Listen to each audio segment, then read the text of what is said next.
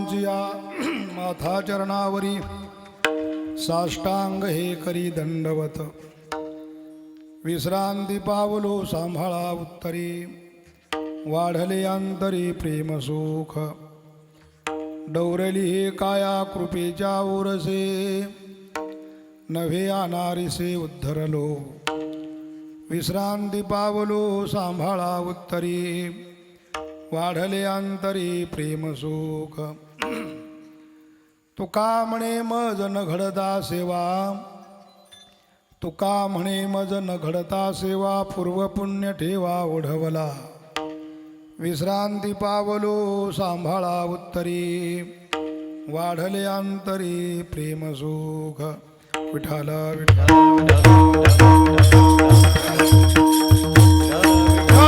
विठाला विठाला विठाला विठाला विठाला विठाला योऽन्तः प्रविश्य मम वाचमिमां प्रसुप्तां सञ्जीवयत्यखिलशक्तिधरस्वधाम्ना अन्यांश्च हस्तचरणश्रवणत्वगादीन् प्राणान्नमो भगवते पुरुषाय तुभ्यं तडिद्वाससं नीलमेघावभासं रमामन्दिरं सुन्दरं चित्प्रकाशं वरं द्विष्टिकायां समन्यस्तपादं परब्रह्मलिङ्गं भजे पाण्डुरङ्गं पांडुरंगा करू प्रथमा नमः करू प्रथमा नमः पांडुरंगा करू प्रथमा नमः दुसरे चरण संतांचे कृपादाने कथेचा विस्तार त्यांच्या कृपादाने कथेचा विस्तार बाबाजी सद्गुरुदास तुका बाबाजी सद्गुरुदास तुका श्री ज्ञानेश भगवान विष्णु निवृत्तिर्भगवान हरः सोपानो भगवान ब्रह्मा मुक्ताख्या ब्रह्मचित्कला नमो ज्ञानेश्वरा निवृत्ति उदारा सोपान देवा मुक्ताबाई नमो त्रिभुवन पावनी आद्यत्रय जननी देवाजिये नमो सद्गुरु तुकया ज्ञानदीपा नमो सद्गुरु सच्चिदानंद रूपा नमो सद्गुरु भक्त कल्याणमूर्ती नमो सद्गुरु भास्करा पूर्णकीर्ती संपाद्य ज्ञानंच विधाय भक्तिं विलोकितोयेन समाधिराजः वैराग्यवन्तं सुविचारयुक्तं नमामि जोगं शिरसा गुरुन्तं मस्तक माझा पायावरी मस्तक माझा पायावरी मस्तक माझा पायावरी मस्तक माझा पायावरी या वारकरी संतांच्या या वारकरी संतांच्या या वारकरी संतांच्या या वारकरी संतांच्या या वारकरी संतांच्या मस्तक माझा पायावरी मस्तक माझा पायावरी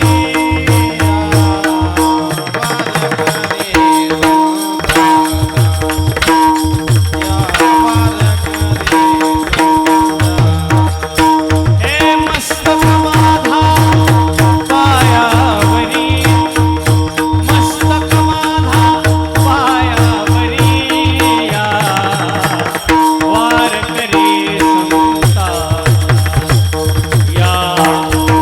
वारकरी संतांच्या जयांचे केलिया स्मरण होय सकळ विद्यांचे अधिकरण ते जीवंदो श्रीचरण श्री गुरुचे ते नमस्कारोनी आता श्री संतांची या माथा चरणावरी साष्टांग हे करी दंडवत विश्रांती पावलो सांभाळा उत्तरी वाढले अंतरी प्रेम सुख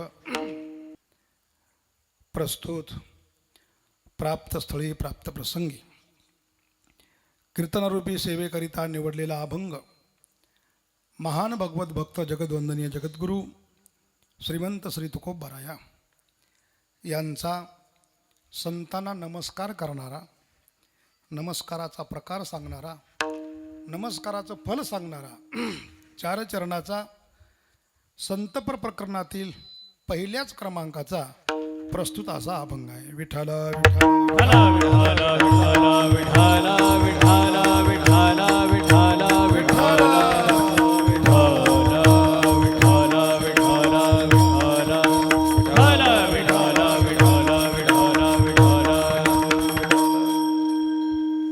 भगवान श्री पंढरीश पांडुरंग परमात्म्याच्या परम पावन कृपेने माऊली महावैष्णव श्री संत ज्ञानेश्वर महाराज, जगद्वंदनीय जगद्गुरु श्रीमंत श्री तुकोबाराया आदी करून सकल साधू संतांच्या कृपा आशीर्वादाने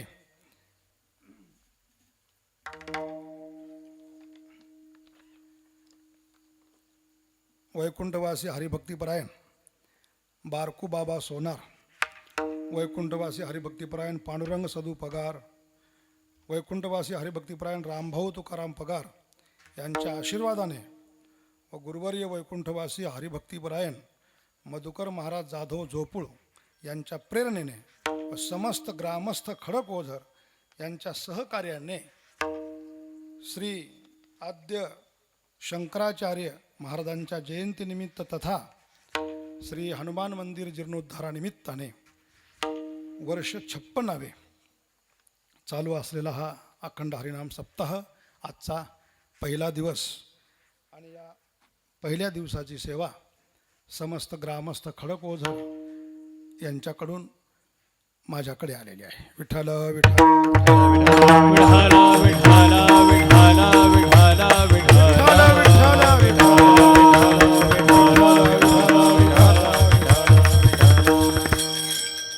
आजचं तर ही खरी सेवा स्वानंद सुख निवासी सद्गुरू जोग महाराज वारकरी शिक्षण संस्थेची सेवा आहे.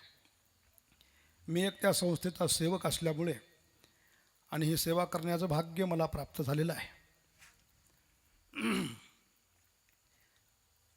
या कार्यक्रमाकरता उपस्थित आपल्याच परिसरातील ही सर्वांच्या परिचित मंडळी आहेत. माझ्यापेक्षाही तुमचा परिचय या मंडळीशी जास्त आहे. त्यामध्ये आमचे हरिभक्तीपरायण नारायण महाराज आहेत, हरिभक्तीपरायण आमचे कातकडे महाराज आहेत, इकडे हरिभक्तीपरायण आमचे वेलुकर गुरुजी आहेत. ही सर्व विशेष रूपाने उपस्थित मंडळी आमचे योगेश महाराज समोर बसलेले आहेत आणि परिसरातील भाविक मंडळी, ग्रामस्थ मंडळी, उभे असलेले सर्व साधक मंडळी, गावातील टाळकरी मंडळी, तरुण वर्ग, समस्त मातृवर्ग, पितृवर्ग सर्वांना अभिवादन करून आपल्याला ही आजची सेवा सुरू करायची आहे. विठ्ठल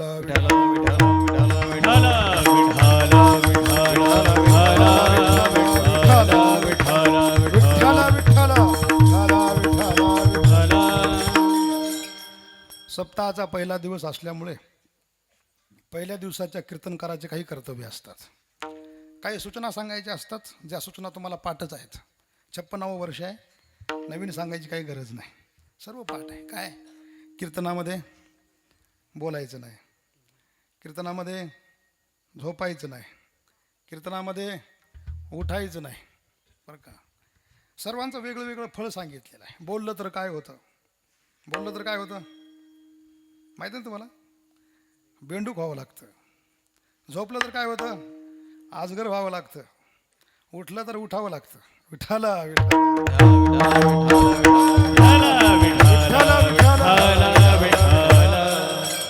परंतु आपल्या या शिस्तीवरून मला असं वाटत नाही की कोणी शिस्तभंग करेल. कारण आल्याबरोबरच माझ्या लक्षात आलं, ज्या अर्थी मंडळी इतक्या जवळ बसलेली आहेत त्या अर्थी फार सुज्ञ गाव आहे, बरं का. नाहीतर कुठे कुठे असा प्रसंग येतो, अहो पुढे या, एक तिकडे असं बसलेलं असतं. परंतु या आपल्या व्यवस्थेवरूनच कळतं गाव सुज्ञ आहे, म्हणजे सुशिक्षित वारकरी आहेत. विठ्ठला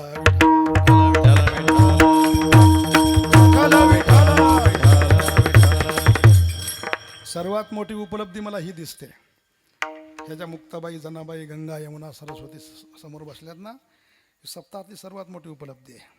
हे आपल्या महाराष्ट्राचं देशाचं भविष्य आहे. यांच्या हातामध्ये देश आहे, यांच्या हातामध्ये सर्व आहे. या वयात जर आपल्या समोर बसल्या, निश्चितच आपल्या परिसराचं भविष्य चांगलं झाल्याशिवाय राहणार नाही. विठाला विठाला विठाला विठाला विठाला विठाला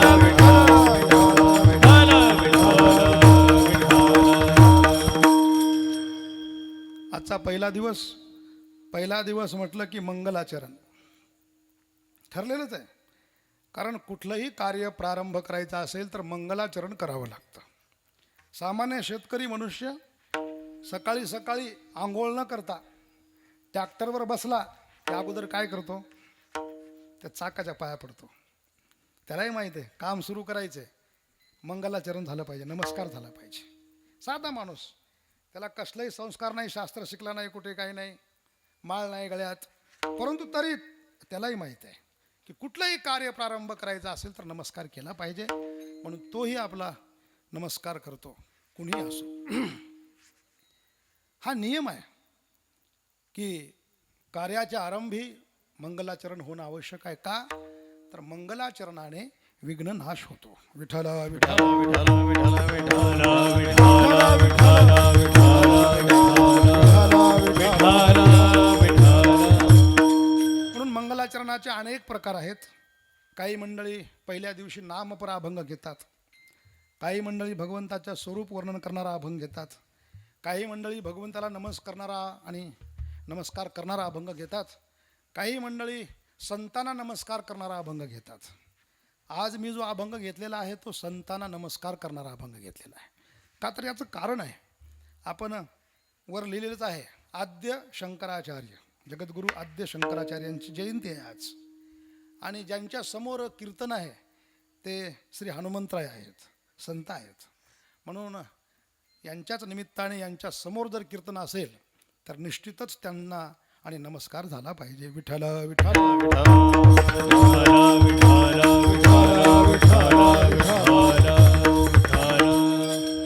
फार मोठे महापुरुष होऊन गेले, त्यांचं नाव आहे जगद्गुरू शंकराचार्य.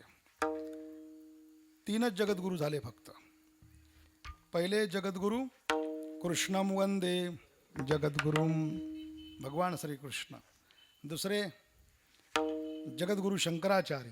आणि तिसरे जगद्गुरू तुका अवतार नामयाचा, संप्रदाय सकळाचा येथोनिया. असे हे जगद्गुरू. या जगद्गुरूंना जगद्गुरू तुकाराम महाराज एका ठिकाणी नमस्कार करतात. तुका करी प्रणिपात दंडवत आचार्या, दंडवत आचार्या, दंडवत आचार्या. तुका करी प्रणिपात दंडवत आचार्या, दंडवत आचार्या, दंडवत आचार्या. हात का करी प्रणिपात दंडवत आचार्या, दंडवत आचार्या, दंडवत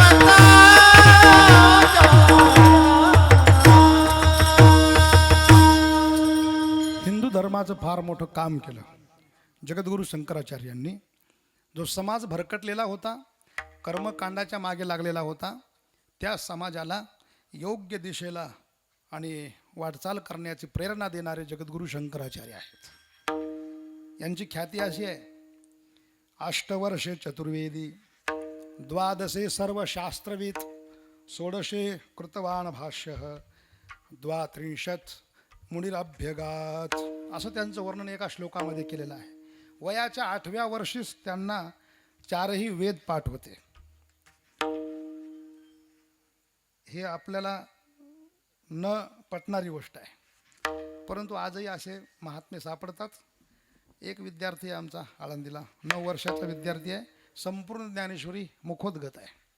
पूर्ण ज्ञानेश्वरी कशी आणि त्याला विचारा उलटी पालटी. लहानपणी जर केलं तर अभ्यास होतो. अष्टवर्षे चतुर्वेदी, द्वादशे सर्व शास्त्रविद, वयाच्या 12व्या वर्षी सर्व शास्त्रांचं अध्ययन झालेलं होतं. षोडशे कृतवान भाष्य, 16व्या वर्षी त्यांनी ब्रह्मसूत्र, उपनिषद आणि श्रीमद भगवद्गीतेवर भाष्य लिहिलं होतं, जे सर्व जग आज शिकतं, त्याचा अभ्यास करतं. आणि वयाच्या 32व्या वर्षी इहलोकाची यात्रा ते संपून निघून गेले. आमचे घोलेबाबा सांगायचे, बुवा मोठी माणसं काम घेऊन येतात आणि काम झालं की लगेच निघून जातात. विठ्ठल विठ्ठल विठ्ठल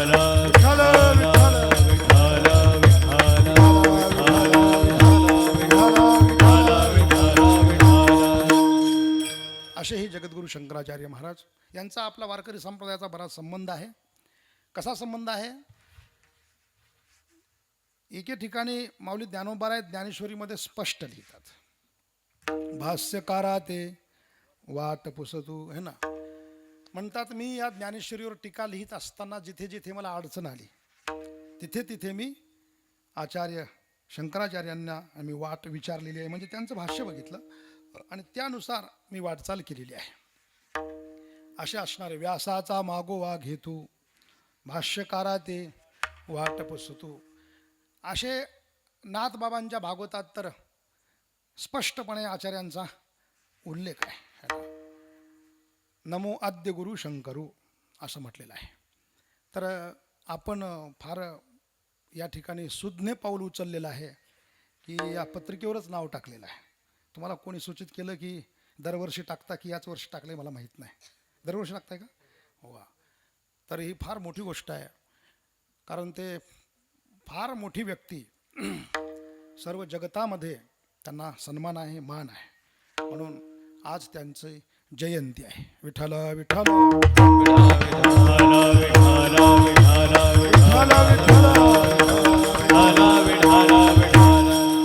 म्हणून आपण आजचा अभंग हा त्यांनाच नमस्कार करण्याकरता घेतला असं समजूया, बरं का. नमस्कार.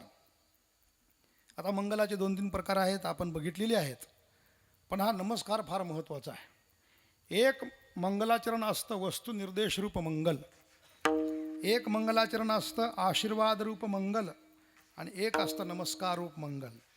वस्तुनिर्देश म्हणजे आपण ज्याच्या समोर उभे आहोत त्याचं वर्णन करणे, त्याला म्हणतात वस्तुनिर्देश. दुसरा आहे आशीर्वाद रूप, आपण ज्याच्या समोर उभे आहोत त्याचा मोठेपणा प्रतिपादित करायचा आणि आपला निकृष्टपणा प्रतिपादित करायचा आणि त्याच्याकडे काहीतरी मागायचं, प्रार्थना करायची, त्याला म्हणतात आशीर्वाद रूप मंगल. आणि हे आहे नमस्कार रूप मंगल, फक्त त्यांना नमस्कार करायचा, नमन करायचं असं आहे. पण या अभंगामध्ये विशेषता अशी आहे, तिन्ही मंगलाचरण साधलेले आहेत.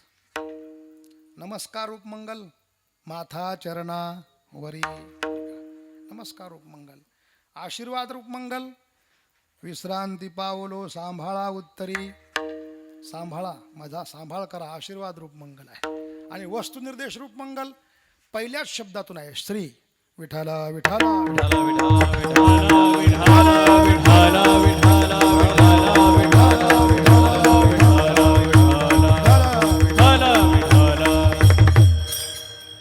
नमस्कार केला पाहिजे. नमस्काराचं फार मोठं फळ सांगितलेलं आहे. आजकाल नमस्कारच संपलेला आहे. नमस्कार संपला म्हणून भानगडी वाढत आहेत. जर लहान्यांनी मोठ्यांना जर आणि आजही नमस्कार केला घरात, तर त्या घरातली संपत्ती, लक्ष्मी, सरस्वती कधीच नाराज होणार नाही. जे जे लहान आहेत त्यांनी मोठ्यांना नमस्कार करायचा. बघा कसं प्रेम वाढतं घरामध्ये. मुलांनी आपल्या आईवडिलांना नमस्कार करावा, सुनेने आपल्या सासू सासऱ्यांना आणि आपल्या पतीला असणारा नमस्कार करावा, आणि घरात जी काही श्रेष्ठ ज्येष्ठ मंडळी असतील त्यांना नमस्कार जर केला तर त्याचा खूप फायदा शास्त्रकाराने सांगितलेला आहे. मनुस्मृतिकार सांगतात, अभिवादनशीलस्य, आता हे बघा त्यांचं घेण्यासारखं आहे की नाही.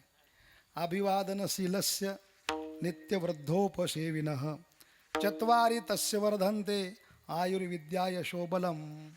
4 गोष्टी वाढतात म्हटले जर नमस्कार केला तर. पहिली गोष्ट अभिवादनशीलस्य, नमस्कार करणं ज्याचं शीलच आहे. काही माणसाचं महाराज शील असतं, ते रस्त्याने जरी चालले समोरून कोणी छोटा यो मोठा यो, परंतु त्यांचं शील असतं, अगोदर नमस्कार करतात. जय हरी. त्यांनी नमस्कार करो न करो, पण आपला अगोदर त्याचे हात जोडतात. याला शीलवान म्हणतात. रामचंद्र प्रभूंचं वर्णन करत असताना रामायणामध्ये असं केलेलं आहे, रामचंद्र प्रभू जेव्हा रस्त्याने चालत होते तेव्हा पुढच्याने नमस्कार करण्याच्या अगोदरच ते त्याला नमस्कार करत होते. हे शीलवान माणसाचं काम आहे. अभिवादन शीलस्य. हे ज्याचं शील आहे ना, असा जो आहे ना, आणि जो नित्य वृद्धोपसेविन, जो नित्य वृद्धांची जो सेवा करतो, आपल्या इथे जे वृद्ध असतील, मोठे असतील, ज्येष्ठ असतील, त्यांची जो सेवा करतो, त्याच्या 4 गोष्टी आपोआप वाढतात. प्रयत्न करायची गरज नाही. कोणत्या कोणत्या? आयुष्य वाढतं, आयुर्विद्या, त्याची विद्या वाढते, यश वाढतं, आणि चौथी गोष्ट बल वाढतं, शक्ती वाढते. बरं, याला उदाहरणं पण आहेत. उदाहरणही सांगतो. विठाला विठाला विठाला विठाला विठाला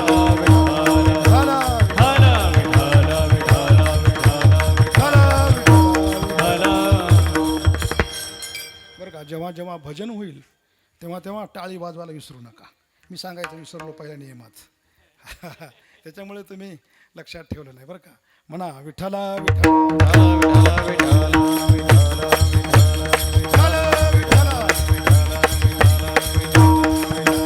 कुंडली कमलला हरी विठाल नामदेव भगवान की जय, महाराज की जय, महाराज की जय, महाराज की जय. विठाला विठाला विठाला विठाला. आयुष्य वाढतं नमस्कार केला तर.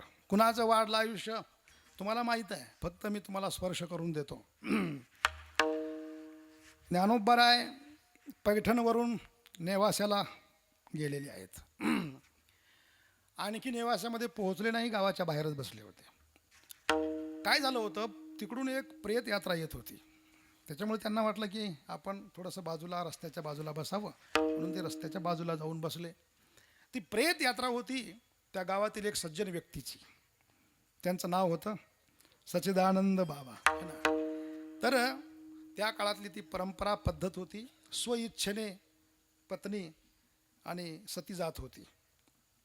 तर ते सच्चिदानंद बाबांची अर्धांगिनी ती सती जाण्याकरता निघाली. आता सती जायचं म्हणजे भरल्या कपाळाने जावं लागत होतं. तिने कपाळभर कुंकू लावलेलं असणारं, हिरवं लुगडं नेसलेलं, हिरव्या बांगड्या, एकदम सौभाग्यवतीचे पूर्ण अलंकार तिच्या अंगावर होते. रस्त्याने ती यात्रा जात असताना तिला वाटलं की आज आपला शेवटचा दिवस आहे, पतीसोबत जायचं आहे, सती जायचं आहे. परंतु जाता जाता संत आलेले आहेत, संतांची दिंडी दिसते आहे. यांना नमस्कार करूया. नमस्काराची भावना तिच्या अंतकरणामध्ये जागृत झाली. बस काहीतरी तिचं भाग्य असेल म्हणून तिने रस्ता वाकडा केला आणि रस्त्याच्या बाजूला गेली. आणि ज्ञानोबाराय होते. आता ज्ञानोबारायांचा प्रचार प्रसार तेव्हा होता, त्यांनाही माहीत होतं की हे माऊली आहेत म्हणून, आणि म्हणून तिने दर्शन घेतलं. आता माऊलींचे नेत्र तसे खाली होते, माऊलींच्या लक्षात नाही आलं. आता ते आलं न आलं ते सिद्ध पुरुषच होते, त्यांना ती पुढची लीला करायची होती. तिने जेव्हा दर्शन घेतलं तेव्हा माऊलीने तिला आशीर्वाद दिला, सौभाग्यवती भव. ती म्हटली, महाराज हे जे प्रेत चाललंय ना, हे माझे पती आहेत, मी सती चाललेली आहे, आता कुठून मी सौभाग्यवती राहणार? हा आशीर्वाद आपला या जन्मातला की पुढच्या जन्मातला आहे? महाराज म्हटले, असं कसं होऊ शकेल? माझी या सत्यवादाचे तप, वाचा केले बहुत कल्प, तया फळाचे महाद्वीप पातलो प्रभू. काय प्रभू आगवे नये न जन्मे, जे पुण्य केली म्या उत्तमे. आतापर्यंत जेवढे जन्म मी घेतलेले आहेत त्या जन्मामध्ये आजपर्यंत खोटं बोललो नाही मी. सत्यवादाचं तप माझ्याकडे आहे, म्हणून माझी वाणी आणि निरर्थक जाणार नाही. असं होऊ शकत नाही. ज्या अर्थी माझ्या मुखातून निघाले ना सौभाग्यवती, त्या अर्थी तू सौभाग्यवती आहेस. थांबा म्हटले, ते प्रेत खाली ठेवा. काय असतं बघा, मनुष्याच्या मस्तकामध्ये एक धनंजय नावाचा वायू आहे. जोपर्यंत अंतिम संस्काराच्या वेळेस, अग्निडागाच्या वेळेस, जेव्हा माणसाची हंडी फुटते ना, शेवटची हंडी फुटते, मस्तकातून आवाज येतो, तेव्हा तो धनंजय नावाचा वायू निघून जातो, तेव्हा खरा मनुष्य मरतो. त्याच्या अगोदर त्याच्यात वायू प्राण असतो, एक प्राण असतो, त्याचं नाव आहे उपप्राण. असं म्हणतात की जर तेवढ्या काळामध्ये एखादा योगी त्याला भेटला आणि त्या योग्याने जर त्याला उठवायचा प्रयत्न केला तर तो उठू शकतो. ती व्यक्ती ज्ञानोबा आहे तर योगीच नव्हते तर योग्यांची माऊली आहे, त्यांना काय जड आहे. ज्ञानोबा गेले आणि काय नाव म्हटले नाव सच्चिदानंद आहे. सच्चिदानंद आणि मरू शकतो का? असं होऊ शकत नाही. मस्तकावर हात ठेवला, उठ सच्चिदानंदा, इतकंच बोलले माऊली. ज्याप्रमाणे झोपेतून मनुष्य उठावा त्याप्रमाणे सच्चिदानंद बाबा उठून बसलेले आहेत. विठ्ठल विठ्ठल विठाला विठाला विठाला विठाला विठाला विठाला विठाला. आणि मग तेच आणि सच्चिदानंद बाबा म्हटले, आता हे आयुष्य मला माऊलीमुळे आणि मिळालेलं आहे, इथून पुढचं आयुष्य मी संसाराला देणार नाही, आता मी तुमच्यासोबतच राहणार. माऊली म्हटले, तुमच्याकडून फार मोठं काम होणार आहे. मी म्हटले ज्ञानेश्वरी सांगणार आणि तुम्ही लिहायची. म्हणून सच्चिदानंद बाबा आदरे लेखकू झाला आणि त्यांनी ज्ञानेश्वरी लिहिली. काय सांगायचं आहे? नमस्कार. या नमस्काराने बाबांचं आयुष्य वाढलं, म्हणून आयुहू एक गोष्ट मिळाली. असे अनेक उदाहरण आहेत बघा. मार्कंडेयाचं देखील असंच उदाहरण आहे, आपल्याला माहीत आहे, परंतु त्या ठिकाणी वेळ देण्यापेक्षा आपण पुढे जाऊया. आयुर्विद्या विद्या वाढते. विद्येचे अनेक उदाहरणं आहेत, त्यापैकी एक प्रसिद्ध उदाहरण तुम्हाला सांगतो, ते म्हणजे एकलव्याचं. एकलव्य हा भिल्ल समाजाचा बरं का. त्याची इच्छा झाली की आपण आणि धनुर्विद्या शिकली पाहिजे, म्हणून तो आचार्य द्रोणांकडे गेला. आता द्रोणाचार्यांचा असं प्रतिज्ञा होती की ते क्षत्रियांना सोडून कुणालाही शिकवत नव्हते, क्षत्रियांना शिकवायचं, मग कोणी असो. हे जेव्हा त्यांच्याकडे गेले, म्हटले आम्हाला तुमच्याकडे विद्या शिकायची आहे, धनुर्विद्या. म्हटले बाबा मी तुला शिकवू शकत नाही, परंतु नाही म्हटले माझी श्रद्धा तुमच्यावरच आहे. म्हटले मी शिकवू शकत नाही, माझा पण आहे. म्हटले मला तुमचं दर्शन घेऊ द्या. ठीक आहे म्हटले. दर्शन घेतलं. त्यांची मूर्ती आपल्या नेत्रामध्ये अशी बसवली आणि तशीच ती मूर्ती नेत्रामध्ये घेऊन आपल्या इथे गेले. छोटीशी बाहेर कुटिया बांधली, मातीची एक मूर्ती तयार केली द्रोणाचार्याची. आपल्याला लहानपणी धडा होता शाळेमध्ये, आता आहेत की नाही काय माहीत. धडे नाहीत म्हणूनच आता हे पोरं पाया पडणार गुरुजीच्या बरं का. अगोदर असे धडे होते, संस्कारित धडे होते. आणि ती मूर्ती त्यांनी ठेवली आणि त्या मूर्तीचं रोज दर्शन घेत त्या मूर्तीलाच तो विचारत होता की आता बाण सोडू का, अमुक हा बाण आहे, हा तिथे, आणि पाठवू का, देऊ का, नेऊ का. प्रत्येक प्रश्न असणारा त्या मूर्तीला विचारत होता आणि तोच उत्तर देत होता. असं करता करता त्या श्रद्धेने, जर शिकण्याची इच्छा असेल तर गुरुजीवर काहीच अवलंबून नाही आहे. शिकायची श्रद्धा असेल आणि जिज्ञासा असेल तर स्वतः मनुष्य शिकू शकतो, हे आणि एकटा शिकू शकतो. जास्त क्लासेसची गरज पडत नाही. आणि हेच झालं महाराज. द्रोणाचार्यांना केवळ गुरुस्थानी मानून हा एकलव्य इतका निष्णात झाला की द्रोणाचार्य जे पांडवांना शिकवू शकले नाही त्याच्यापेक्षाही जास्त विद्या या एकलव्याला आली. म्हणून पुढचा प्रसंग तुम्हाला माहीत आहे की पांडव आणि द्रोणाचार्य जेव्हा सोबत फिरण्याकरता निघाले तेव्हा एक कुत्र त्यांच्यासोबत होतं. ते जेव्हा भुंकू लागलं तेव्हा एकलव्याने काही असे बाण मारले, त्या कुत्र्याच्या मुखामध्ये सर्व ते बाण गेले. त्याला जखम तर झाली नाही पण भुंकणं तर थांबलं. अर्जुन म्हटला असा हा धनुर्धारी कोण आहे, ही विद्या तर मलाही येत नाही. कुत्र्याचं भुंकणं थांबलं आणि बाणाची जखम झाली नाही. म्हटले त्याचा शोध घेतला पाहिजे. त्याच्याकडे गेले. कोण? म्हटले तू कुणाकडे शिकला? म्हटले माझं नाव एकलव्य. तुझ्या गुरुचं नाव काय? म्हटले द्रोणाचार्य. पांडव गुरुजीकडेच बघत राहिले. गुरुजी असं असतं कुठं, क्लासचे पूर्ण पैसे आमच्याकडून आणि खरी विद्या तिकडं. मग ते म्हटले अरे बाबा मी नाही शिकवलं याला. नाही नाही म्हटले त्याच्याशिवाय जमत नाही, तुम्हीच शिकवलंय. म्हटले नाही शिकवलं. का रे बाबा आणि मी तुला कुठे शिकवलं, तू आणि तुझे गुरुजी कुठे आहेत? म्हटले चला माझ्यासोबत. त्यांनी त्यांच्यासोबत घेऊन गेला आणि त्यांची कुटिया, त्या कुटियामध्ये त्यांनी दाखवलं तर द्रोणाचार्यांचा पुतळा आहे. म्हटले हे माझे गुरु आहेत, यांनाच नमस्कार करून मी रोज या ठिकाणी शिकतो. सांगायचे तात्पर्य हे आहे की नमस्काराने एक तर आयुष्य वाढतं आणि दुसरी गोष्ट विद्या वाढते. विठाला विठाला विठाला विठाला विठाला विठाला विठाला विठाला आयुर्विद्या यशोबलम. आता 2 राहिलेत, हे तुम्हाला संक्षेपाने सांगून टाकतो. यश पण वाढतं. कुणाचं यश वाढलं? महाभारतीय युद्ध सुरू झालं आणि आता युद्ध सुरू होणार तेवढ्यात युधिष्ठिर म्हटले थांबा थांबा थांबा. काय? युधिष्ठिर रथाच्या खाली उतरले आणि प्रतिस्पर्धी जे उभे होते, द्रोणाचार्य, भीष्माचार्य, कृपाचार्य, शल्य आदी आदी हे उभे होते. तिथे जाऊन भीष्माचार्यांच्या पुढे जाऊन त्यांनी नमस्कार केला. कृपाचार्यांच्या पुढे जाऊन नमस्कार केला. हा हा हा. द्रोणाचार्यांच्या पुढे नमस्कार केला. त्याच रांगेमध्ये शल्य त्यांचे मामा उभे होते, त्यांनाही नमस्कार केला. सर्व प्रसन्न झाले. मोठी माणसं नमस्काराने फार प्रसन्न होतात, काहीही देतात. त्यांच्या मुखातून आपोआप आशीर्वाद निघून जातो. बस कल्याणच होतं. म्हाताऱ्या माणसाच्या पाया पडा तुम्ही, बाबा बाबा बाबा बाबा, तुमच्या पाठीहून हात फिरवणार आणि तुम्हाला खूप आशीर्वाद देणार. त्यांना मान द्या, सन्मान द्या. ते प्रसन्न झाले आणि त्यांनी आशीर्वाद देऊन टाकला की विजयी भव. बघा आपला प्रतिस्पर्धी आहे, आपल्याला नमस्कार करतो आणि तरी त्याला आशीर्वाद दिला विजयी भव. म्हटले महाराज द्रोणा आपला हा दुर्योधन. म्हटला का हो? तो आपला विरोधी आहे. म्हटले बघा, जो नमस्कार करेल तो आशीर्वाद घेईल. त्यांनी नमस्कार केला, आशीर्वाद देणं आमचं काम आहे. आणि शेवटी परिणाम काय झाला सर्वांना माहीत आहे. यांचं आणि जे सैन्य होतं ते किती होतं? 7 अक्षोहिणी पांडवाचं, आणि यांचं 11 अक्षोहिणी होतं. तरी पण विजय कुणाचा झाला आणि पराभव कुणाचा झाला हे सर्वांना माहीत आहे. विठाला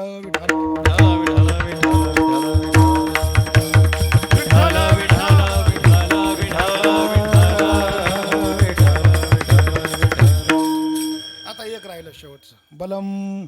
बल कुणाचं वाढलं? जास्त वेळ घेत नाही याच्यामध्ये. बळ वाढलं ते प्रत्यक्ष हनुमंतरायाचं. हनुमंतराय बालपणी आता वानर योनीमध्ये जन्माला आल्यामुळे ते थोडेसे तिथे जे महात्मे, संत महात्मे जे ते काही आपल्या झोपड्या बनवायचे. हनुमंतराय जायचे आणि त्यांच्या झोपड्या मोडून टाकायचे बालपणी. मग त्यांना काही साधूंनी शाप दिला की जा तू तुझी शक्ती विसरून जाशील.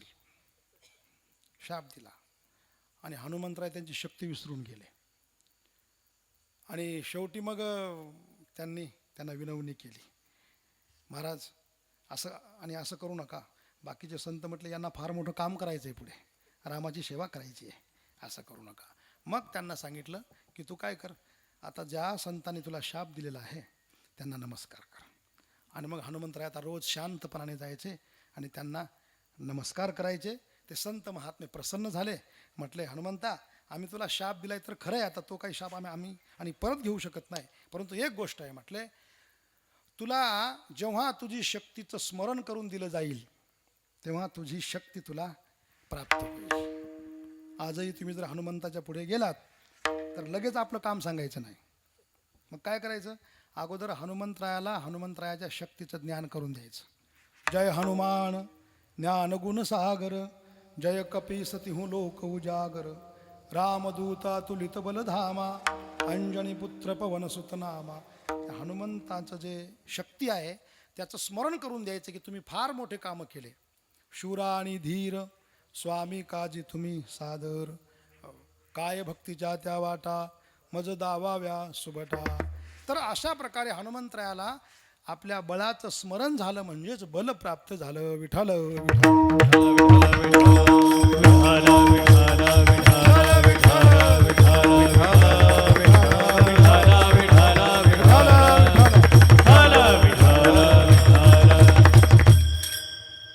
नमस्काराचं फळ, अगोदर नमस्कार का करावा, नमस्काराचं फळ काय, आणि आता मी प्रश्न विचारतो तो नमस्कार कसा करावा. अभंगाचं पहिलं चरण. श्री संतांची या माताच्या नाभरी, श्री संतांची या माताच्या चरणावरी, श्री संताची माथा चरणावरी, श्री संताची माथा चरणावरी, साष्टांग हे करिये दंडवत, साष्टांग हे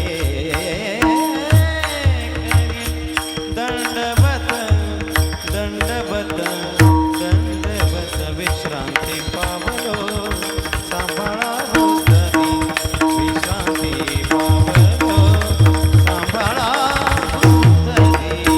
साष्टांग हे करी दंडवत, साष्टांग हे करी दंडवत, दंडवत, दंडवत, विश्रांती पावलो सांभाळा तरी, विश्रांती पावलो सांभाळा तरी.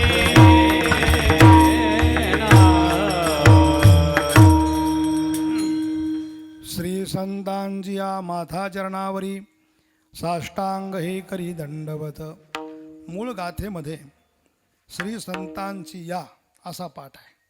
कुठे कुठे काही काही मालिकांमध्ये श्री संताची ये असा पण पाठ आहे, परंतु मूळ आपण गाथा जर बघितला तर या असा पाठ आहे. श्री संतांची या माथा चरणावरी. बरं का, या ठिकाणी संतांना एक विशेषण लावलेलं आहे, ते म्हणजे श्री.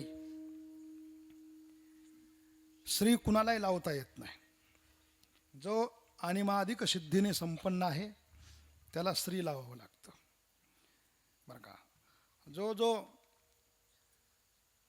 माननीय आहे, मान्य आहे समाजामध्ये, जसं देव आहे, देवक्षेत्र आहे, संत आहेत, संत क्षेत्र आहे, त्या क्षेत्रांना अथवा त्या देवतेला असणारा श्री लावावा लागतो. त्या स्त्रीचे अनेक अर्थ होतात. त्यापैकी या स्त्रीचा अर्थ एक होतो अनिमादी सिद्धी, आणि दुसरा होतो ब्रह्मविद्या. आज ज्या आचार्यांना आपण नमस्कार करतोय त्यांच्याकडे ब्रह्मविद्या होती महाराज. ती विद्या संपन्न होते. आचार्य म्हणजे साक्षात भगवान शंकर. शंकरम शंकराचार्यम केशवम बादरायणम सूत्रभाष्य कृतौ वंदे भगवन्तौ पुनः पुनः. ईश्वरो गुरुरात्मेति मूर्तिभेद विभागिनो व्योमवद्व्याप्तदेहाय दक्षिणामूर्तये नमः. त्यांना नमस्कार आहे.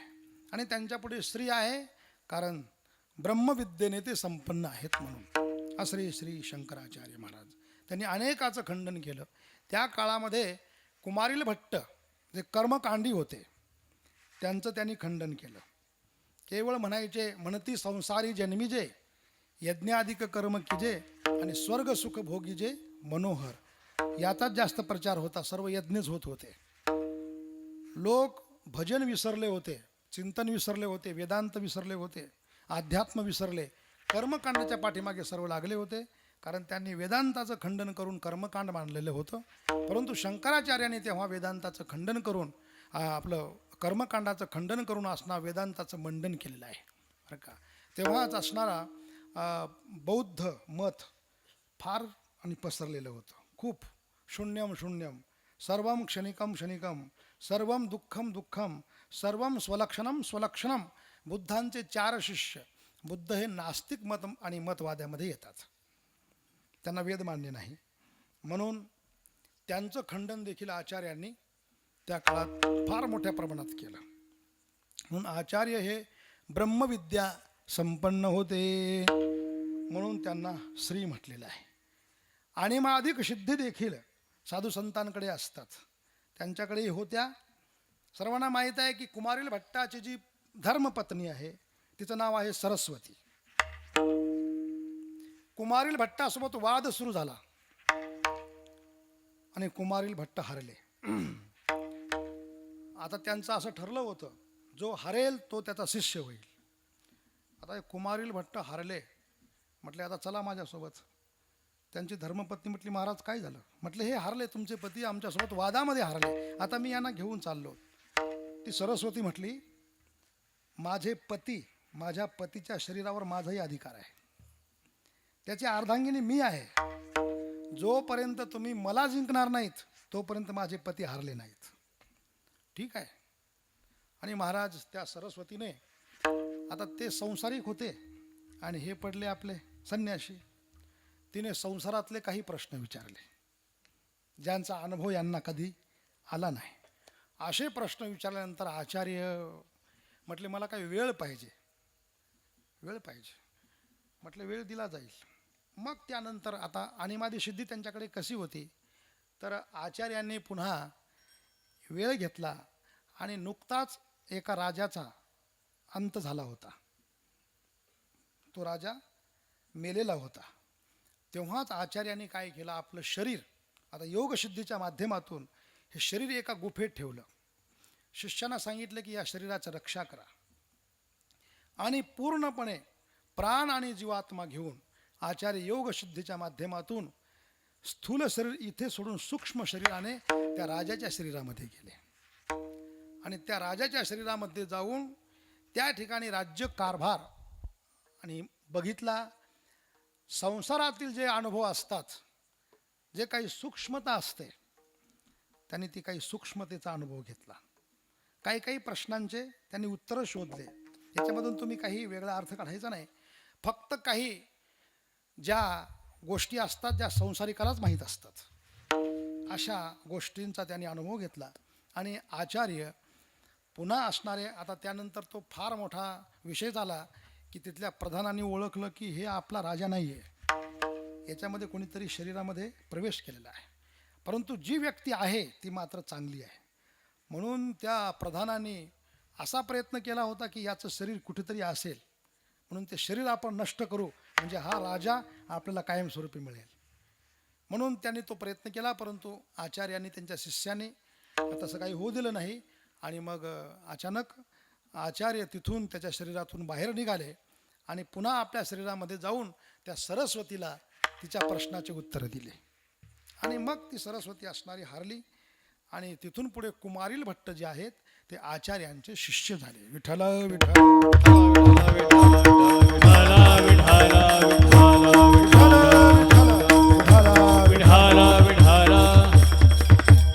म्हणून आचार्य हे श्री आहेत. श्री संतांच्या माथा चरणावरी. बरं का, संत सत धातूपासून असणारा हा संत शब्द तयार होतो. सत म्हणजे जो त्रिकालाबाधित आहे आणि त्याचंच बहुवचनामध्ये रूप होतं संत. म्हणून संत म्हणजे मनुष्य देह नव्हे, संत म्हणजे त्यांचं स्वरूप आहे.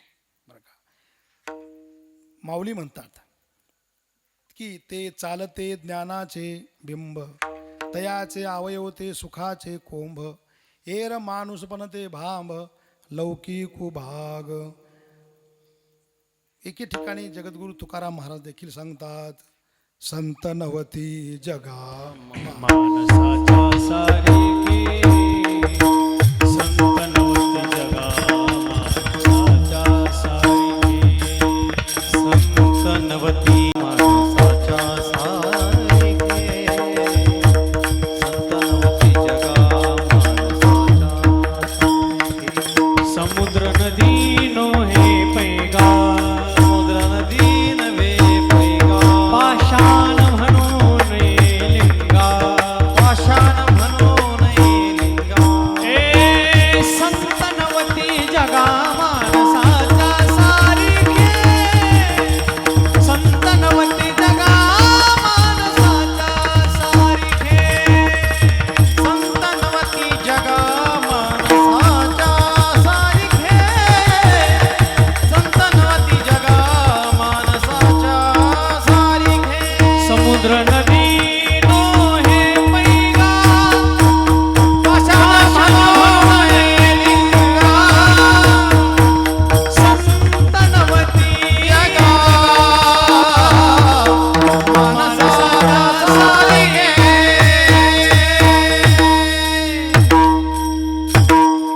आपण पैशाचा योग्य विनियोग करत आहात. आनंद मिळाला पाहिजे, सुख मिळालं पाहिजे. त्यामुळे योग्य माणसांना आपण आमंत्रित करून योग्य आनंद घेत आहात. संगीतामध्ये खूप रस आहे महाराज, खूप आनंद आहे. आणि ज्ञानाबरोबर जर संगीत असेल ना तर त्यात तो ब्रह्मरसच प्राप्त होतो. आणि म्हणून मी ही पत्रिका बघितली. पत्रिकेतही असे महात्मे आहेत मी बोलवलेत, सर्व ज्ञानी महात्मे आहेत. म्हणजे ज्यांची करणी आणि कथनी सारखी आहे असे महात्मे आपण बोलवले आहेत बरं का. विठ्ठल विठ्ठल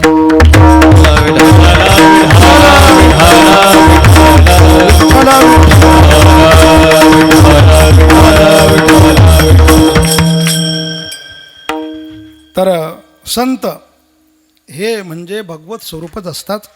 संतामध्ये आणि परमात्म्यामध्ये देवामध्ये कसलंच अंतर नसतं. देवते संत, देवते संत निमित्त त्या प्रतिमा. वेगळ्या प्रतिमा फक्त वेगळ्या वेगळ्या असतात, बाकी संत म्हणजेच देव असतात. म्हणून असे जे संत असतात त्यांच्या चरणा माथा, त्यांच्या माथा आणि त्यांच्या चरणावरी बरं का. श्री म्हणजे लक्ष्मी. जेवढे जेवढे भगवंताचे अवतार झाले तेवढ्या तेवढ्या अवतारामध्ये लक्ष्मी सोबतच असते. मग म्हटले जे जे देवाचे ब्रह्मचारी अवतार झाले त्यांचं कसं आहे, ब्रह्मचारी अवतारामध्ये देखील लक्ष्मी त्यांच्यासोबतच आहे. आता काही अवतार असे झालेले आहेत, जसं भगवान श्री हनुमंतरायाचा अवतार आहे, ब्रह्मचारी अवतार आहे, परंतु त्यांची शेपटी म्हणजे ती लक्ष्मीच आहे. संत ज्ञानेश्वर महाराजांचा अवतार ब्रह्मचारी अवतार आहे.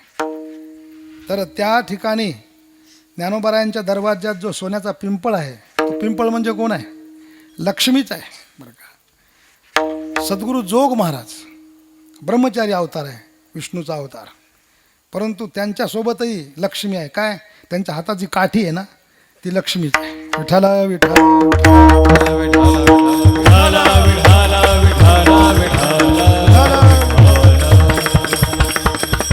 दत्तात्रय भगवंतासोबत कामधेनू नावाची गाय नेहमी राहते, लक्ष्मीच आहे. असे अनेक अवतार, प्रत्येक ब्रह्मचारी अवतारामध्ये कुठल्या ना कुठल्या रूपामध्ये लक्ष्मी माता त्यांच्या समवेत असते. म्हणून श्री संतांजिया माथा चरणावरी, त्यांच्या चरणावर माथा बरं का. हे याच्यामध्ये 3 नमस्कार सांगितलेले आहेत. एक, माथा चरणावरी, साष्टांग करी आणि दंडवत करी. माथा चरणावरी, साष्टांग करी आणि दंडवत करी, 3 नमस्कार आहेत. 3 प्रकारे नमस्कार असतात. आता वेळ जास्त नाही आपल्याकडे, मोजक्यात दर्शन घ्यायचे, तर त्या ठिकाणी फक्त माथा चरणावरी हे दर्शन आहे. थोडासा वेळ आहे, आपण दर्शनाकरताच या ठिकाणी आलेलो आहोत, तर अशा वेळेस साष्टांग. आणि जेव्हा त्यांच्याकडून आपल्याला विद्या प्राप्त करून घ्यायची आहे, तिथं काही दिवस वास्तव्य करायचं आहे, तेव्हा दंडवत. याचा उल्लेख गीतेमध्ये सापडतो. तद्विधी प्रणिपातेन परिप्रश्नेन सेवया उपदेक्षन्ति ते ज्ञानम ज्ञानिनः तत्वदर्शिनः. प्रत्येक नमस्काराचं वेगळं वेगळं फळ त्या ठिकाणी सांगितलेलं आहे. माथा चरणावरी म्हणजे चरण हे देहातील निकृष्ट अंग आहे आणि माथा हे उत्कृष्ट अंग आहे. आमचं उत्कृष्ट अंग तुमच्या निकृष्ट अंगावर आम्ही ठेवतो, म्हणजे तुम्हाला आम्ही नमस्कार करतो. न मन बरं का. न म्हणजे नाही, मन. जिथे मन उरत नाही त्याला काय म्हणतात, नमन. हेच नमस्कार आहे. आणि साष्टांग बरं का. 8 अंग आहेत. कोणते कोणते ते, शिरसा, उरसा, मनसा, वचसा, दृष्ट्या, पदभ्याम, जानुभ्याम, कराभ्याम इति अष्टवांगा. हे 8 अंग आहेत. कोणते कोणते, शिरसा डोकं टेकलं पाहिजे, उरसा छाती टेकली पाहिजे, त्यानंतर वचसा म्हणजे वाणीने देखील आणि बोलल्या गेलं पाहिजे बरं का, नमस्कार करतो महाराज, वचसा. त्यानंतर मनसा, मनाने देखील त्या ठिकाणी आपण झुकलं पाहिजे. त्यानंतर दृष्ट्या, नेत्र त्यांच्या पुढे असं नाही, थोडेसे नमते असावेत दृष्ट्या. आणि त्यानंतर म्हटलेलं आहे की पदभ्याम, 2 पाय टेकले पाहिजे. जानुभ्याम 2 गुडघे टेकले पाहिजे आणि कराभ्याम 2 हात टेकले पाहिजे. याला म्हणतात साष्टांग. अष्टांगेन सह इति साष्टांग. हे अष्टांग झाले. आता हा विधा बरं का, ही विधी फक्त पुरुषाकरता आहे. मातांचे फक्त पंचांग टेकले पाहिजे. त्यांनी पुरुषासारखा साष्टांग घालायचा नाही. त्यांनी फक्त पाय, गुडघे आणि हात टेकवायचे आणि डोकं टेकवायचं. त्यांना पंचांगच सांगितलेलं आहेत. म्हणून काही काही गोष्टी जमिनीला आणि लागू नयेत, त्यापैकी या स्त्रियांचं वर्णन आहे. शस्त्रम शास्त्रम वनितास्तनम ब्राह्मण गुदम, ह्या वस्तू ज्या आहेत जमिनीशी त्यांचा स्पर्श होऊ नये असं शास्त्र सांगतं. तर आणि एक आहे दंडवत. त्या दंडवताचं वर्णन जगद्गुरू तुकाराम महाराज करतात.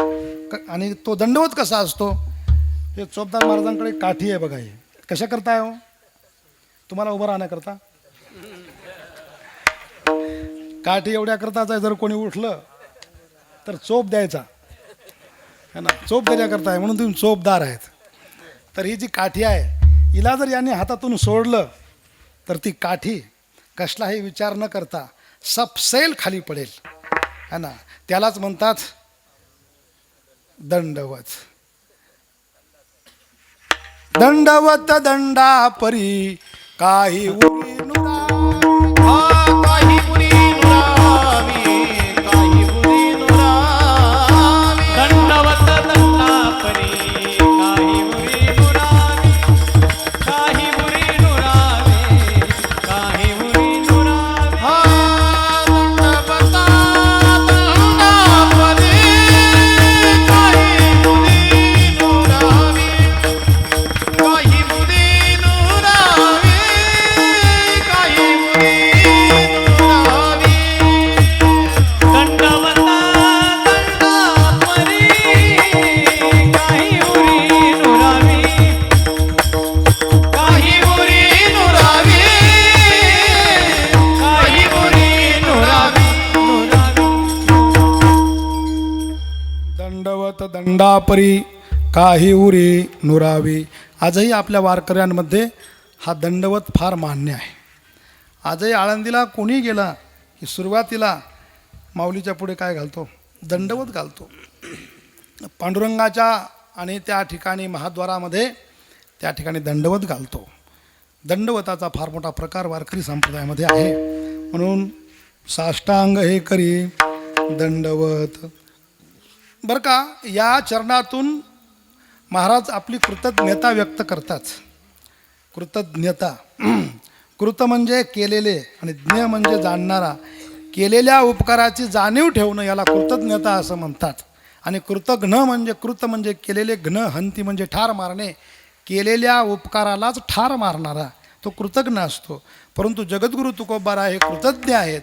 म्हणून त्या संतांच्याकडून आपल्यावर काय उपकार झाले, काय आपला फायदा झाला, ते महाराज अभंगाच्या 2ऱ्या चरणात सांगतात. विश्रांती पावलो सांभाळा भूतरे, विश्रांती पावलो सांभाळा भूतरे राम. विश्रांती पावलो सांभाळा भूतरे, विश्रांती पावलो सांभाळा भूतरे. विश्रांती पावलो सांभाळा भूतरे राम. विश्रांती पावलो सांभाळा भूतरे, विश्रांती पावलो सांभाळा भूतरे, विश्रांती पावलो सांभाळा भूतरे. वाढले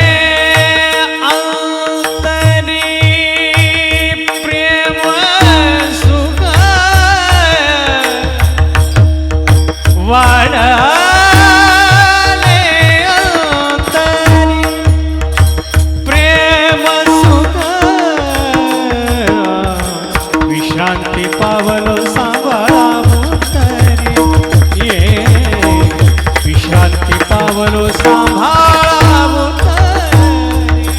वाढले अंतरी प्रेम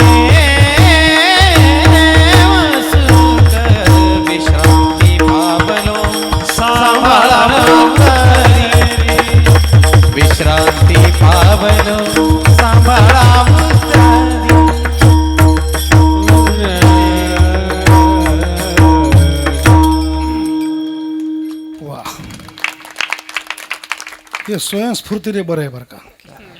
नाहीतर कीर्तन करायला सांगावं लागतं वाजवा टाळ्या. हा असं स्वयंस्फूर्तीने वाजवलं का त्यांनाही आनंद होतो. त्याच्यामुळे वाजवा. गोड चाल आवडली का टाळी वाजलीच पाहिजे. म्हणून विश्रांती पावलो सांभाळा उत्तरी. विश्रांती प्राप्त झाली, तुमच्या चालीमुळे विश्रांती प्राप्त झाली सर्वांना. विश्रांती महत्त्वाची आहे. सर्वजण विश्रांती करताच प्रयत्न करत आहेत, परंतु जीवाला विश्रांतीच मिळत नाही. विश्रांती नाही कोठे रात्रंदिवस तळमळ. आपल्याला ते प्रमाण पाठच आहे. कुठेच विश्रांती नाही, कुठेच. प्रमाणापेक्षा अनुभव सर्वांचे तेच आहेत. जीव हा विश्रांती करता प्रयत्नशील आहे, परंतु विश्रांती मिळत नाही. परंतु असं एक ठिकाण आहे की ज्या ठिकाणी जीवाला विश्रांती मिळते. ते ठिकाण म्हणजे कोणतं आहे तर संत नावाचं ठिकाण आहे. आणि याच्याकरता अनेक प्रमाणं तुम्हाला सापडतील की विश्रांतीचे स्थान संताचे माहेर ते या भूमीवर अलंकापूर. विश्रांतीचा ठाव पायी संताची या भाव. बरं का. पुन्हा आणखी नामामणे देवा चला तया ठाया विश्रांती घ्यावया कल्पवरी. विश्रांतीचं ठिकाणच संतांचं माहेर आहे. संतच आहे, तिथे विश्रांतीच मिळते. गेल्याबरोबर मनाला शांती प्राप्त होते, जीव शांत होतो. असे एका ठिकाणी पंचदशीमध्ये असं वर्णन सापडतं की नद्याम किटा इवा वर्ता दावंतांतर रमाशुते व्रजंतो जन्मनो जन्म लभंते नैव निवृत्ती. असं म्हटलेलं आहे. एक किडा आहे, तो किडा नदीच्या भोऱ्यामध्ये सापडलेला आहे. नद्याम किटा इवा वर्ता, सारखा फिरत आहे खाली वर खाली वर खाली वर. तो त्याचे प्रयत्न करून थकला, परंतु त्याच्या प्रयत्नाला यश मिळत नाही. तो म्हणतो की आता बाहेर निघेल, मग बाहेर निघेल, परंतु भोवरा असा आहे महाराज, मोठे मोठे पोहणारे देखील त्याच्यामध्ये अडकतात.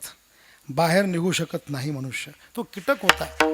आता त्याने तर स्वतःचं असणारं अस्तित्व संपवलं आणि संपल्यासारखं आहे असं त्यांनी मानलेलंच होतं. हारला होता तो, परंतु त्याचं पूर्वजन्मातलं पुण्य फळाला आलं. सत्कर्म परिपाकात ते करुणा निधीनो धृता. बरं का.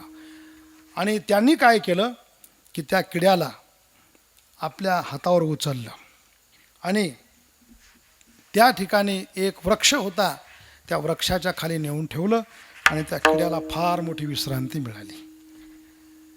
मी वाचेल म्हणून त्याला विश्वास नव्हता, परंतु अशा आणि परिस्थितीमध्ये तो वाचल्या गेला. आणि इतकंच नव्हे, त्याला थंड आणि अशी हवा मिळाली, थंड सावली मिळाली.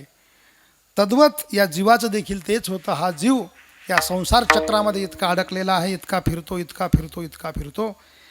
तो आता हरलेला आहे स्वतःबद्दल.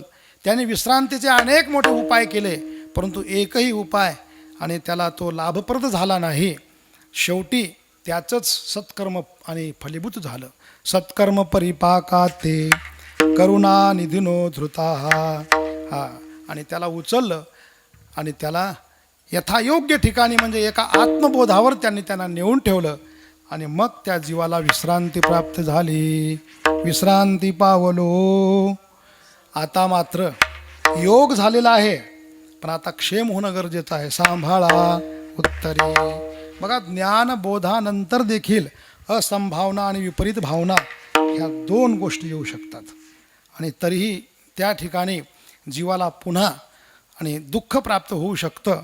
म्हणून थोडासा उत्तर काळामध्ये संतांनी त्यांचा सांभाळ केला पाहिजे, त्यांची कृपा लाभली पाहिजे. विश्रांती पावलो सांभाळा उत्तरी वाढले अंतरी प्रेमसुख.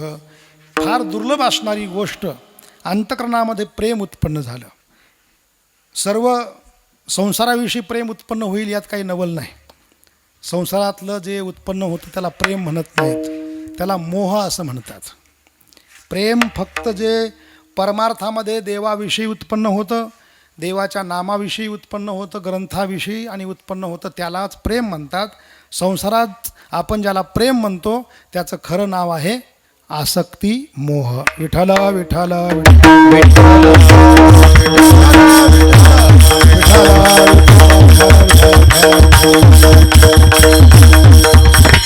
प्रेमा प्रेमाची व्याख्या करत असताना नारद भक्तिसूत्रामध्ये केलेली आहे. गुणरहितम, कामनारहितम, प्रतिक्षण वर्धमानम, सूक्ष्मतरम, अनवच्छिन्नम आणि अनुभवरूपम, ही प्रेमाची व्याख्या आहे. ते प्रेम कसं असावं? गुणरहित असावं. आपण जे संसारात प्रेम करतो ते गुणरहित नसतं, ते गुणावर केलेलं प्रेम असतं. चांगलं रूप बघून केलेलं प्रेम असतं, पैसा बघून केलेलं त्याला प्रेम नाही म्हणत. एका राजवाड्यामध्ये एक स्त्री कामाला होती. आता गरीब घरची स्त्री कामाला होती. तिचा मुलगा 21-22 वर्षाचा होता.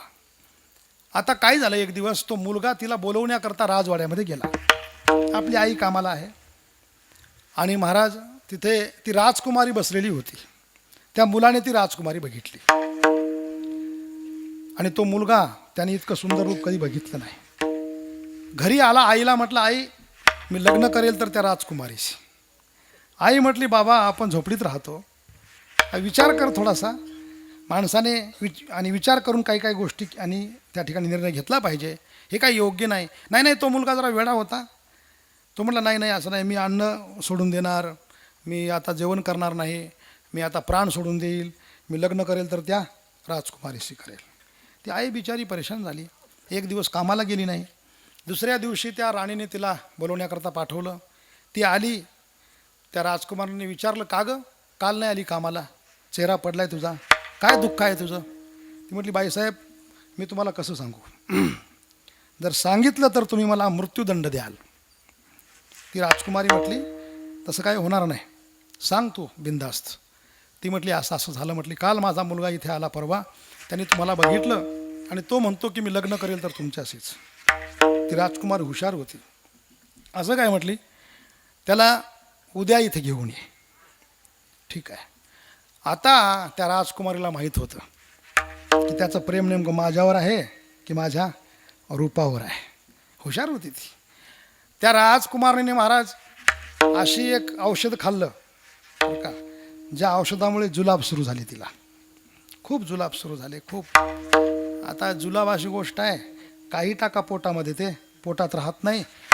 माणूस अर्ध्या दिवसामध्येच कसा नसा दिसतो. आणि तिने संध्याकाळपर्यंत तिची अशी अवस्था झाली, तिच्या आणि चेहऱ्यावरचं संपूर्ण तेज नाहीसं झालं. तिचे डोळे खोल गेले, गालामध्ये गेले, चेहऱ्यावर काही तेज राहिलं नाही, केस विस्कटलेत. अशी तिची एका दिवसामध्येच अवस्था झाली. दुसऱ्या दिवशी सकाळी तर तिची काय अवस्था झाली असेल आपण बघा. आणि मग ती बाई आपल्या मुलाला त्या ठिकाणी घेऊन आली आणि तो मुलगा म्हटला, कुठे ती राजकुमारी? समोर नेलं तिच्या. ती राजकुमारीला त्यांनी बघितलं तर तो अगोदर घाबरला. म्हटला, भूत बसलंय, भूत. ती राजकुमारी म्हटली, मी भूत नाही,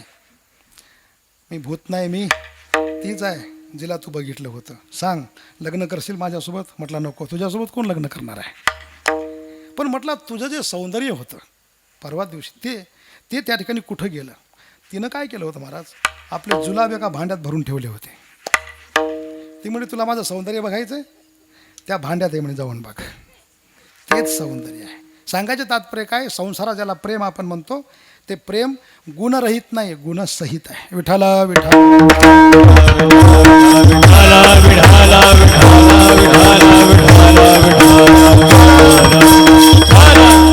याला प्रेम म्हणत नाहीत. गुणरहितम, कामनारहितम. कामनाही नसली पाहिजे. संसारामध्ये जे प्रेम असतं ते कामनासहित असतं. बस काही आणून दिलं, काही चांगलं गिफ्ट दिलं की मला तुम्ही फार आवडता. हे काय कामनासहित प्रेम आहे, कामनारहित प्रेम नाही. याला शुद्ध प्रेम म्हणता येत नाही. कामनारहितम प्रतिक्षण वर्धमानम. बरं का, प्रेम वाढतं पाहिजे, घटतं नाही पाहिजे. संसारात जर आपण त्या प्रेमाचा विचार केला तर ते प्रेम महाराज घटतं आहे. आता मोठे माणसं बोलतात म्हणून मी बोलतो बरं का. पहिल्या वर्षी म्हणतात काय चंद्रमुखी, दुसऱ्या वर्षी सूर्यमुखी आणि तिसऱ्या वर्षी ज्वालामुखी, असं मी ऐकलं. संसारातलं प्रेम आहे हे घटत जातं, वाढत जात नाही बरं का. पहिल्या दिवशी जावई आला, आहा काय करून काय नाही करू होतं. तोच जावई जर 2-3 दिवस राहिला तर जावई बापू कधी जायचं विचारतात, आणि नाही गेला तर हाणून काढून देतात, परंतु त्याला ठेवत नाहीत. संसारातलं प्रेम सांगतो, परंतु याला प्रेम म्हणतच नाहीत. याला प्रेम म्हणायचं नाही. प्रेम हा शब्द फक्त परमार्थामध्येच वापरायचा. देवाविषयी जे प्रेम उत्पन्न होतं, जी आसक्ती निर्माण होते, जो मोह निर्माण होतो, देवाच्या नामाची जी आवड उत्पन्न होते, आहा, त्याला म्हणतात प्रेम. आणि हे प्रेम फार दुर्लभ आहे महाराज, फार दुर्लभ. एक तर भगवंताच्या कृपेने मिळतं, नाहीतर संतांच्या आशीर्वादाने मिळतं. विठ्ठल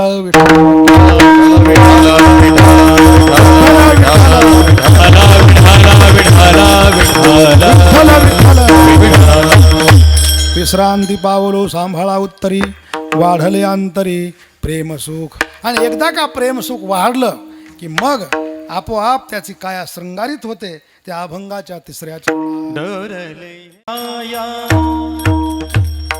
कृपेच्या बोधसे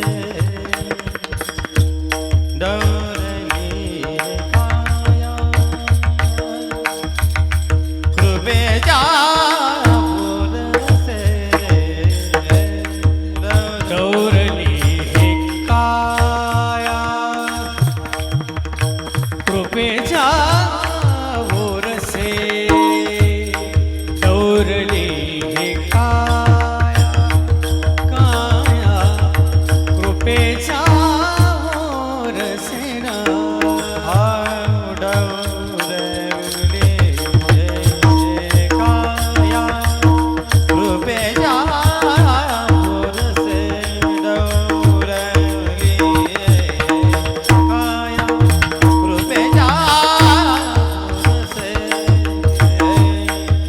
डोरली हे काया कृपेच्या ओरसे डोरली हे काया कृपेच्या ओरसे नभे नभे अनादिसे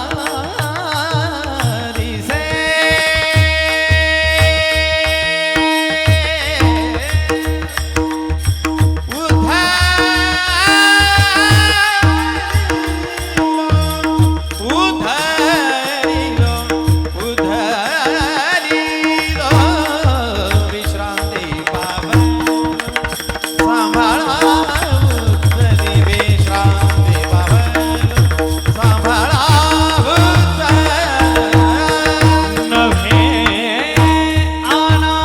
अनादिसे उद्धरलो नभे अनादिसे उद्धरलो उद्धरलो उद्धरलो विश्रांती पावन सांभाळा उत्तरी विश्रांती पावन सांभाळा उत्तरी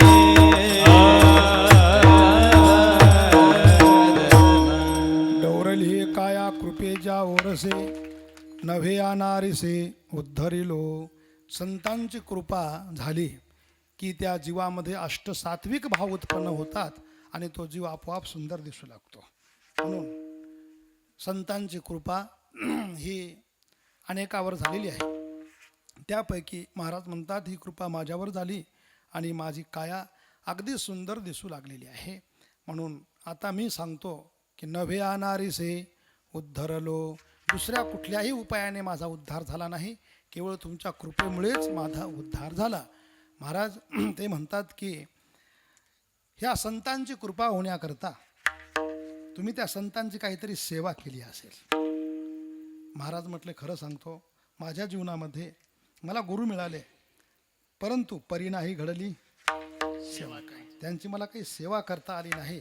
मग तुम्हाला त्यांची कृपा कशी मिळाली, तर याचं उत्तर महाराज अभंगाच्या शेवट चरणात देतो. तुका म्हणे माझ न घडता सेवा तुका म्हणे माझ न घडता सेवा तुका म्हणे माझ न घडता सेवा तुका म्हणे माझ न घडता सेवा तुका म्हणे माझ न घडता सेवा तुका म्हणे माझ न घडता सेवा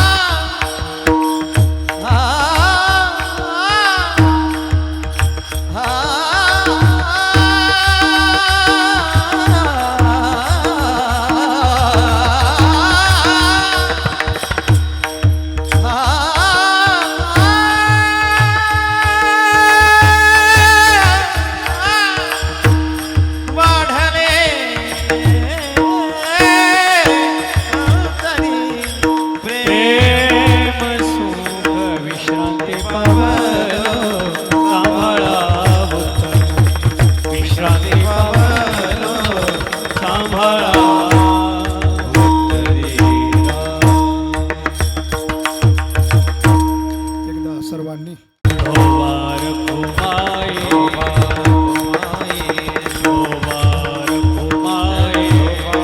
घुमाए विठोबार घुमाए विठोबार घुमाए पुंडलिक वरदा हरी विठ्ठल विठ्ठल श्री ज्ञानदेव हरिनाथ भगवान भगवान की माऊली ज्ञानेश्वर महाराज की जगद्गुरु तुकाराम महाराज की सद्गुरु जोग महाराज बजरंग बली बली की केंद्राई माता की जय विठोबार घुमाए विठोबार घुमाए विठोबार घुमाए विठोबार घुमाए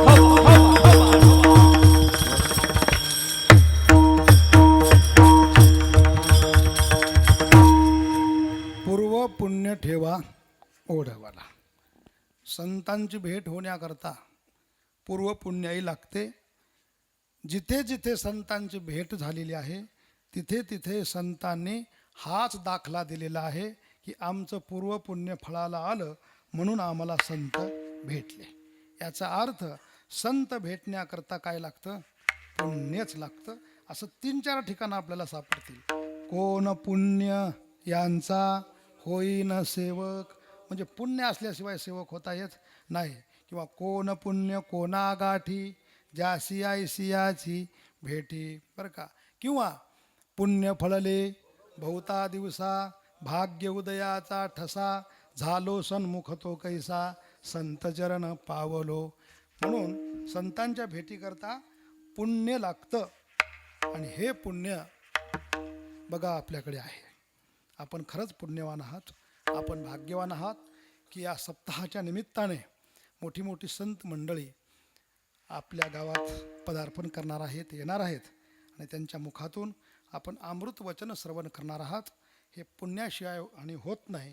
म्हणून आजचं हे पहिला दिवस आहे.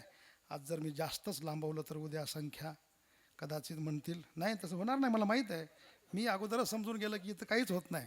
11:30पर्यंत चालू द्या तुम्ही, काही होत नाही बरं का. परंतु पहिला दिवस आहे म्हणून असतो आज इथे थांबू आणि या अभंगाचा तसा धावता मतितार्थ आपण सांगण्याचा प्रयत्न केला. जे काही योग्य असेल ते सर्व आमच्या सद्गुरू जोग महाराज वारकरी संप्रदायातील या शिक्षण संस्थेतील सर्व गुरुवर यांचं आहे. आणि जे काही चुकीचं असेल तर ते आता आमच्या वाणीचे दोष, आमच्या बुद्धीचे दोष आहेत, ते आपण माझ्या मला आणि परत करावेत. झालेली सेवा भगवान श्री पवनसुत हनुमंतरायाच्या चरणी अर्पण करून सेवेला इथे पूर्णविराम. ज्ञानेश्वर माऊली, ज्ञानराज माऊली द्वार